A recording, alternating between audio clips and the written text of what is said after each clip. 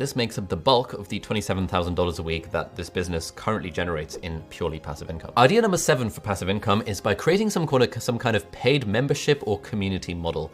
Now again, this is generally a bad idea unless you have an existing audience, which we keep coming back to. Like, everything becomes easier when you have an existing audience by creating content that has been valuable over a long period of time, very consistently. That audience knows, likes, and trusts you. And so when you say, hey guys, sign up to my Patreon, then some people are likely to do that thing. The other way of doing a membership is by creating a value proposition that is so compelling that people will be willing to pay for a community-like service for this. If we use Patreon as an example, my friend Hannah Witten, who's a YouTuber, she's got around about 600,000 subscribers on YouTube.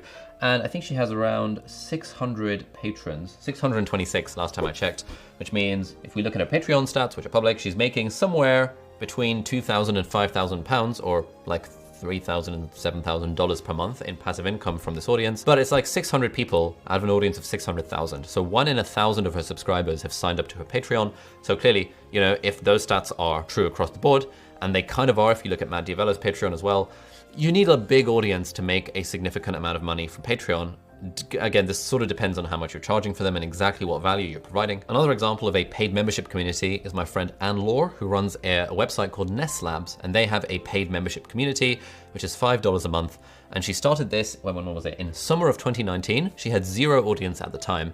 And she just wrote 100 blog posts over 100 working days and built up an audience such that in March 2020, when she launched a membership, she had some paying members for it initially. And I think last month, she's just passed $100,000 a year in annual recurring revenue, which is pretty awesome from something that started less than 2 years ago. So how easy is it to start a membership program? Well, it's actually very easy. We can give this a 1 star because it's very easy to start one. You just make an account on some kind of membership platform like Patreon.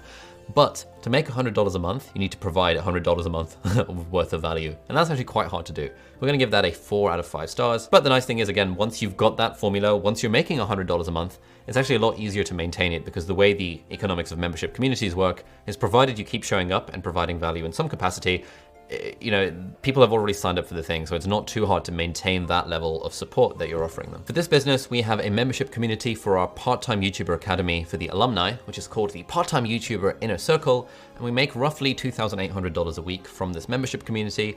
It's not very passive. We run like 3 or 4 events per week, along with like twice a day co-working events on Zoom, and we have lots of stuff going on. So it takes a lot of work, but $2,800 a week is pretty good for a membership community. All right, nearly there.